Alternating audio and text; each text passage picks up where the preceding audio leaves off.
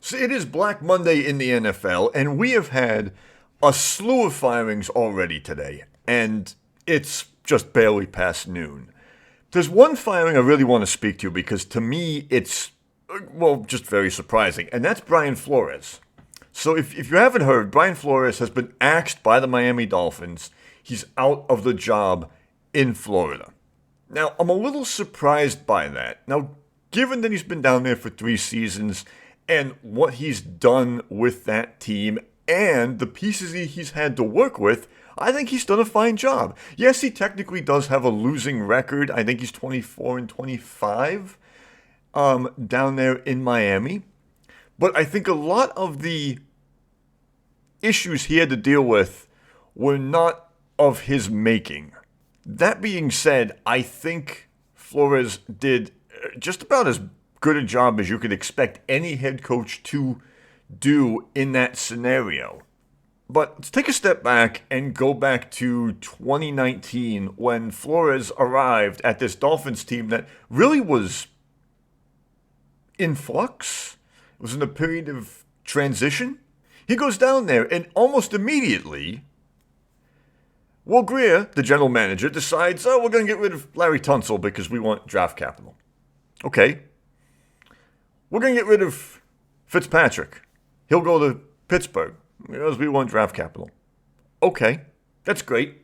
Will Grier ends up spending those picks on Austin Jackson and Noah, I can't pronounce his last name, who's a defensive back, who have not lived up to their billings. So already, right there, Brian Flores comes in and the general manager kneecaps him. I don't understand how that's Brian Flores' fault. Now, I will say this, though. As far as Will Grier goes, he was the one who drafted Jalen Waddle. That's great. He's done a fantastic job there. But he also drafted Tua, who's been abysmal. I don't care who you are. Tua is not an NFL-ready quarterback. In his 3rd season, he plays like a rookie. I know he's been hurt. He's had issues. There's all types of problems. But in my mind, Tua is not an NFL quarterback. He has not shown the consistency needed at the position. And when your quarterback position isn't stable, the rest of your team is not going to be stable either. Now, it appears he has found some connection with Jalen Waddle and their tight end, Gesicki, which is great. But until Tua shows that he's improved and he can play at a consistently good level, he's not an NFL franchise quarterback. Certainly not for the long term.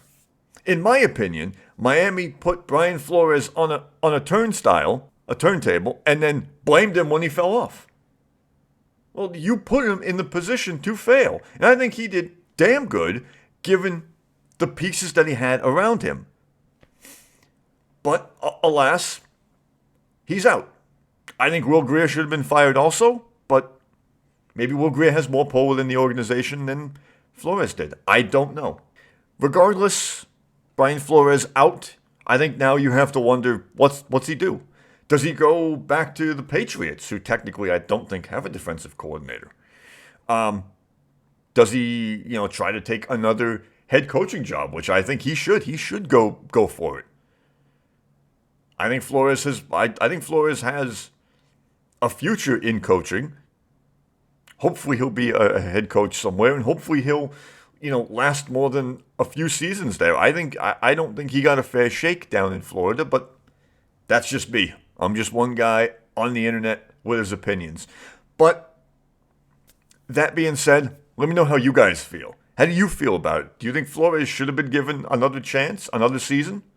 Or was ownership down there right to axe him? And if ownership was right to axe him, and I realize I've been saying Will Grier, it's Chris Grier, I'm sorry. Should Chris Grier have been axed also? I think the answer is yes. But again, that's just my opinion. Let me know how you guys feel down in the comments below, and I'll see you guys next time. Thank you so much.